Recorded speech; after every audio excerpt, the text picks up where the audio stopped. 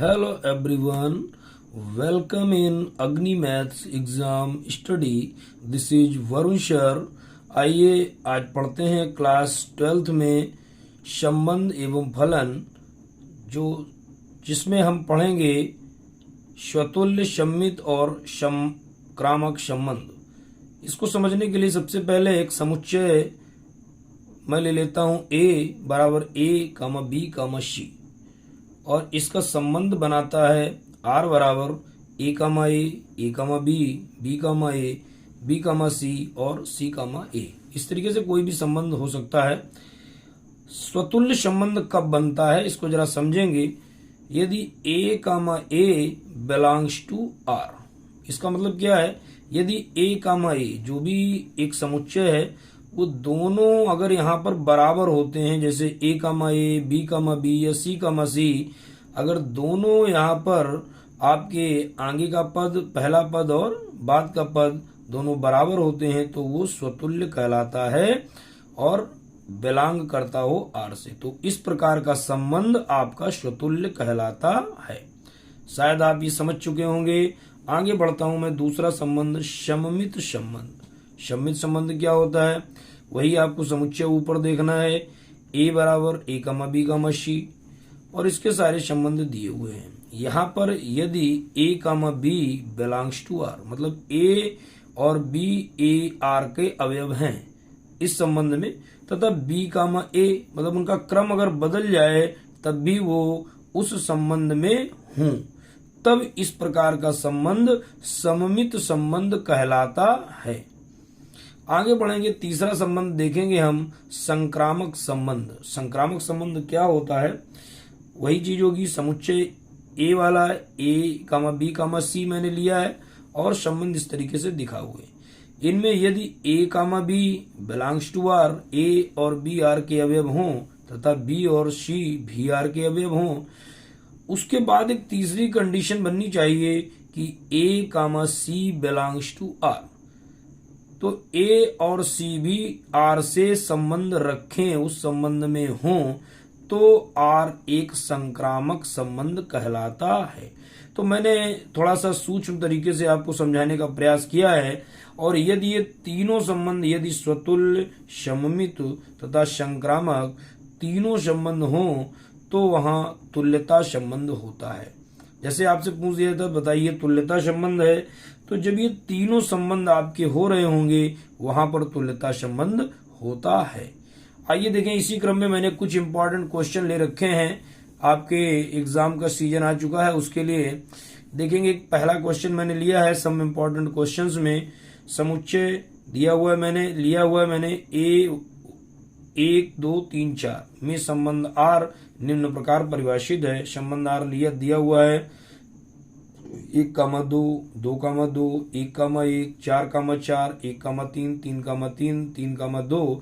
यह संबंध R है. अब आपसे पूछा गया कि ये संबंध जो बन गया है समुच्चय, ये जिस तरीके से मैंने अभी एग्जाम्पल से आपको समझाया था डेफिनेशन में, तो ये समुच्चय हो गया और इससे ये संबंध बन रहे हैं.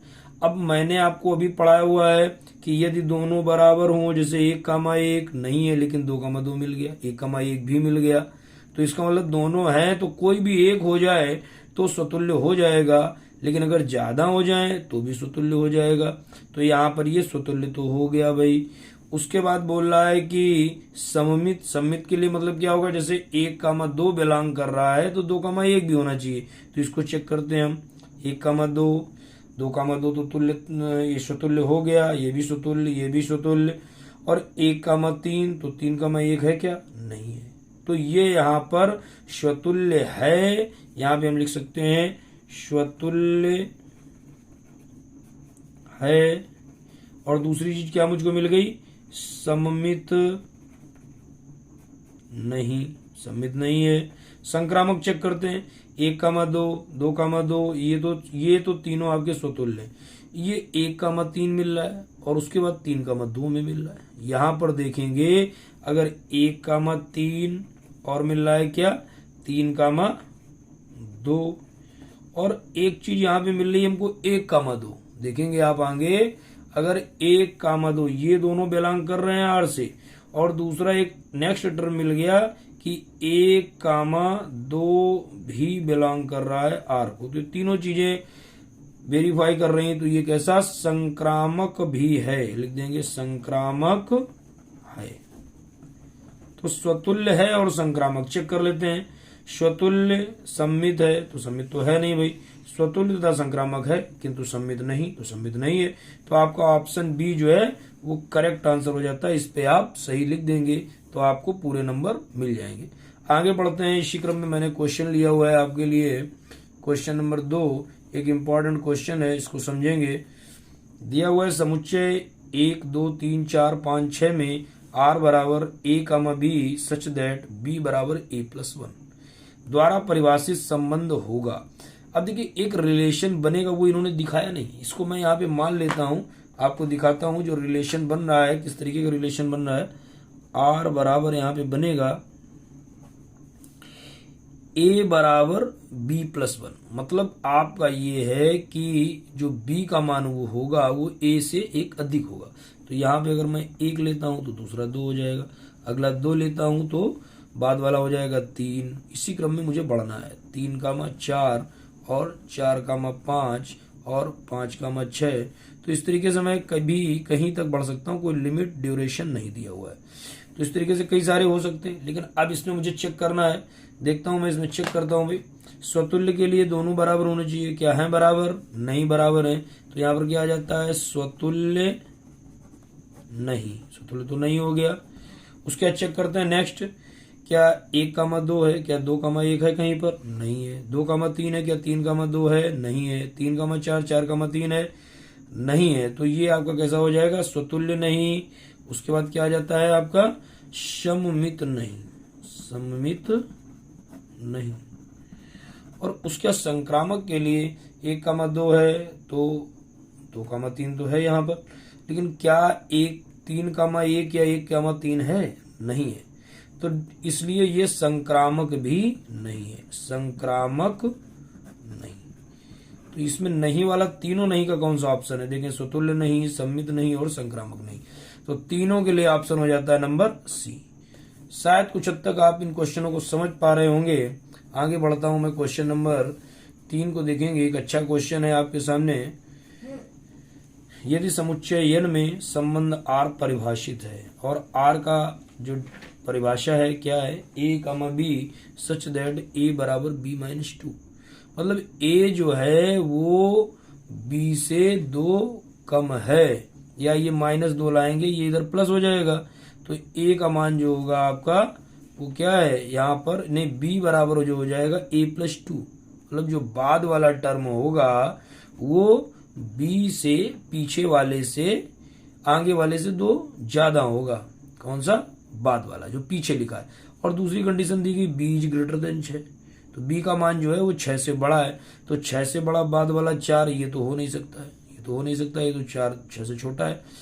यहाँ पर ये 6 से बड़ा है, उसके बाद ये भी 6 से बड़ा है, ये भी 6 से बड़ा है। लेकिन एक दूसरी कंडीशन दी गई है कि b बराबर जो हो जाएगा a+2, यहां से निकलेगा b बराबर a+2। मतलब यहाँ पे अगर हम a की वैल्यू 6 रखेंगे तो b की वैल्यू 8 होनी चाहिए, हो रही है यहाँ से। यहाँ पर a पहले वाला होता है, अगर हम यहाँ पे 6 लें और इसमें 2 जोड़ दें तो 8 हो जाता है। तो ये नंबर सी हमें सीधे सीधे मिल जाता है। तो इसका नंबर सी जो है ये आपका करेक्ट आंसर है। यहाँ से सी को हम सही कर देंगे, ठीक है ना। दूसरे में देखेंगे तो यहाँ पर 8 और 3 5 का अंतर है, ये नहीं होगा। और 8 7 1 का अंतर, यहाँ 2 का अंतर होना चाहिए। तो इसलिए आपका सी नंबर बिल्कुल सही आंसर है। आगे अगर हम बढ़ते हैं, क्वेश्चन नंबर 4 को देखेंगे। एक अच्छा क्वेश्चन है आपके पास। क्वेश्चन नंबर 4 में क्या दिया हुआ है, माना x बराबर ABC, y बराबर 1,2, तो x से y तक फलनों की संख्या होगी। तो इसका एक देखिए फार्मूला होता है। इसका क्या फार्मूला होता है, पहले इसके हम नंबर निकाल लेते हैं। यहाँ पर नंबर अगर निकाले हम तो देखते हैं क्या होता है, nx, तो nx देखेंगे यहाँ पे कितना है 3, और ny कितना है यहाँ पर 2। तो इसका फार्मूला होता है ny की पावर nx। तो ny हमारा कितना है 2, इसकी पावर x कितना है 3, तो 2 की पावर 3 करेंगे कितना आ जाएगा, ये 2 दूना 4 दूना 8, तो 8 किसमें है हमारा? 8 हमारा है नंबर बी में, तो बी नंबर आपका सही हो जाता है। तो इस तरीके से देखिए मैंने कुछ एक महत्वपूर्ण क्वेश्चन लिए हैं। अगर आपकी समझ में आ रहे हैं तो इसको निश्चित रूप से लाइक, शेयर और सब्सक्राइब अवश्य करें। जय हिंद, वंदे मातरम।